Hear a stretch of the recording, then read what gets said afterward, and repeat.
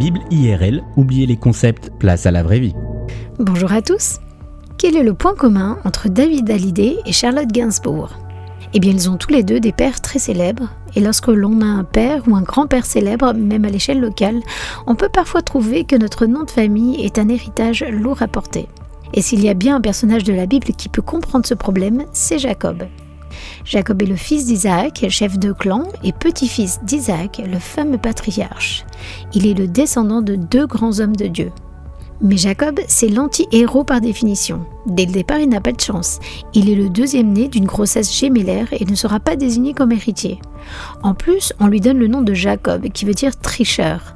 Enfin, il apparaît physiquement désavantagé par rapport à son frère jumeau. Alors que Ésaü est la définition même de l'homme viril de l'époque. Il est poilu, il est musclé, il aime la chasse et mange comme 15. Jacob, lui, préfère rester sous la tente en compagnie des femmes à cuisiner. Et à cette époque, être passionné de cuisine, ça passe mal. Jacob le sait, le fils préféré d'Isaac, ce n'est pas lui, c'est Ésaü. Ajoutez à ça que Jacob a un côté fourbe. Il va entourlouper son frère, puis tromper son père pour voler l'héritage et la bénédiction divine qui revenait de droit à Ésaü. Cette fois, Jacob a vraiment dépassé les limites et doit fuir loin de son frère qui menace de le tuer. En matière de famille dysfonctionnelle, on est plutôt pas mal.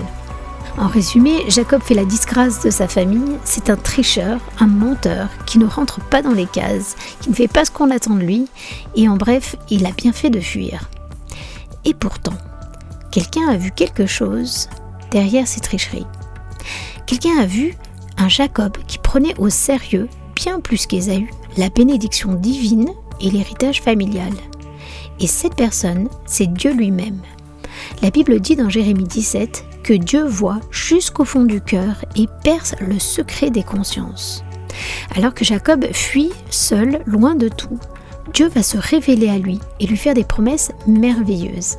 Ces promesses se réaliseront bien plus tard, car entre-temps, Dieu va façonner le caractère de Jacob en lui permettant de passer par de nombreuses épreuves durant 20 longues années. Et Dieu va lui donner une nouvelle identité, un nom qui rappellera que Jacob a lutté contre Dieu, puis avec l'aide de Dieu. Et ce nom, vous le connaissez, c'est Israël. Jacob, c'est le père des 12 tribus du peuple qui porte son nom. Jacob est devenu un homme humble, droit et surtout un homme de foi qui s'est réconcilié avec sa famille. Si Jacob pouvait vous envoyer un SMS aujourd'hui, il vous parlerait de ce Dieu d'amour qui voit au-delà des apparences et pour qui vous avez de la valeur. Il vous dirait qu'aucune situation n'est trop désespérée ou compliquée pour ce Dieu puissant et que votre identité ne dépend ni de votre famille, ni de votre passé, mais dépend uniquement de votre relation avec lui. Jésus dit dans Matthieu 8 au verset 11 que beaucoup viendront de l'Est et de l'Ouest et prendront place à table un jour dans le royaume des cieux avec Abraham, Isaac et Jacob. L'invitation pour ce repas est ouverte et je vous dis à très bientôt.